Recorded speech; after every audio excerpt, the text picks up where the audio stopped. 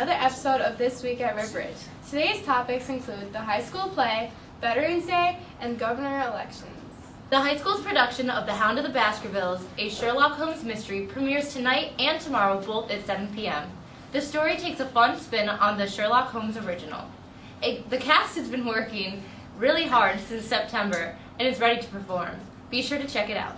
Aren't you excited for the play tonight? Yeah. We've been working really hard. I'm finally ready to get it going. Me too. The elections for Illinois governor took place Tuesday. Bruce Rauner was the candidate for the Republican Party and Pat Quinn was the Democratic candidate. The polls were finally in by 9:30 that evening, and Bruce Rauner was elected in. Thanks to anyone who came to Sharks that evening to watch the votes come in. Veterans Day is on Tuesday. It was originated as Armistice Day, marking the anniversary of World War I. It now signifies a day to honor veterans of all wars. There are ceremonies in both Hanover and Elizabeth at 11 o'clock. Which is the 11th hour of the 11th day of the 11th month. Now here's a word from our sponsors. He finishes his calculus test before she even finishes handing it out. He can read his books in Spanish. He didn't even take Spanish. He doesn't learn physics. He teaches it. He is the smartest kid in school. I don't always eat candy, but when I do, I prefer senior candy bars. Stay hungry, my friends. Now here's Adele with the weather. Thanks, girls. Winter's arrived early this year. Today's high is 48 and the low is 34. Tomorrow, there's a high of 44 and a low of 26. Sunday, there will be a high of 42 and a low of 28. On Monday, there will be a high of 46 and a low of 28. Thanks, Dale. Now here's the sports. Thanks, girls. The girls' volleyball season is officially over. The girls lost to Galena in 2 sets in the regional championship. Great job, girls. It was a great season. The girls that play basketball didn't have much time between seasons. Practice started on Monday. The girls were very eager to get a basketball in their hands. The girls' first game is on Monday, November 18th at Forston. We will have more information on that game when it gets closer.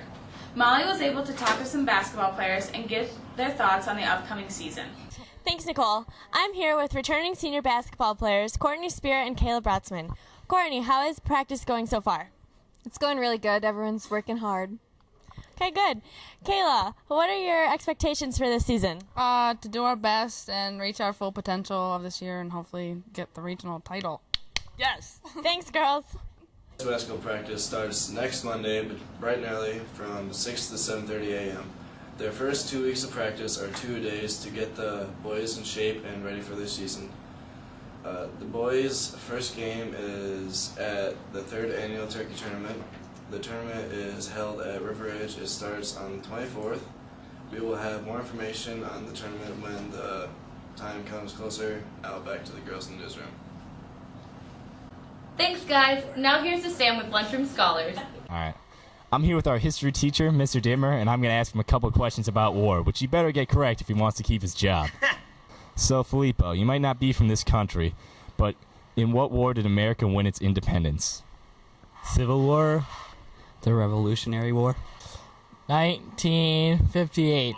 Revolutionary War. The Revolutionary War? American Revolution. The American Revolution. Thank you. How many world wars has America won? 2. A lot. 5.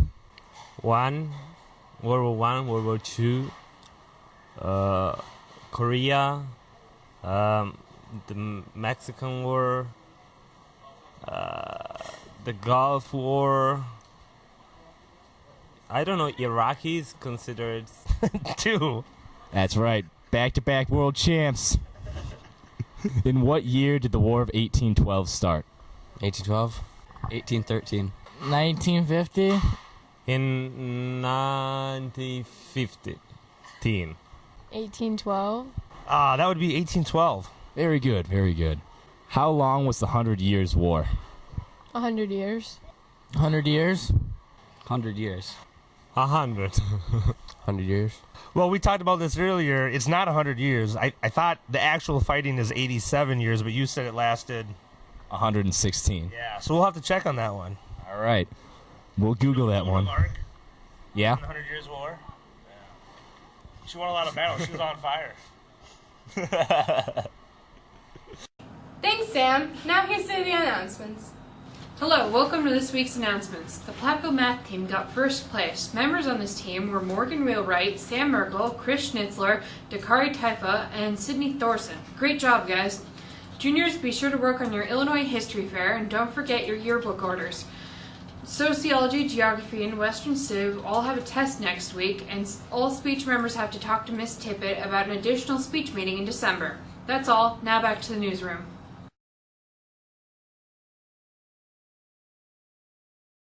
Hi, I'm Peyton. Mr. Trey. And today we will be talking about the current election, which is today, and Adrian Peterson's current place in the NFL. The election is today, and these are the people that are running that you can vote for.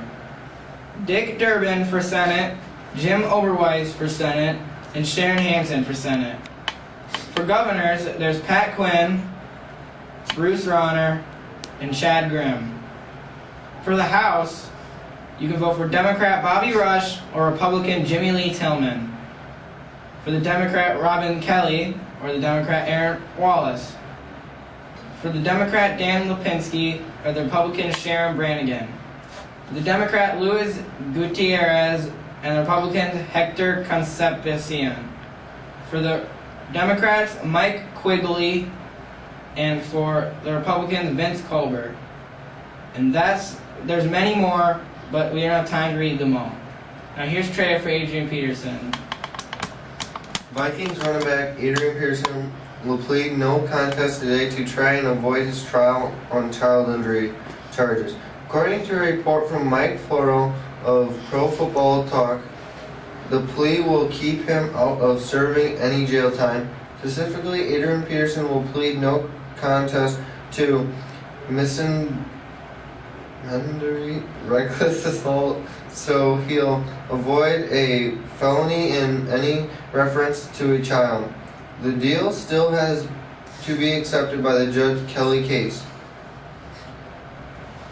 Alright, thank you for watching. Bye.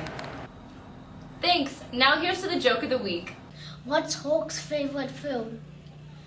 Smashed potato. That's the funniest joke I've ever heard. Nice attempt, but no one's gonna believe you.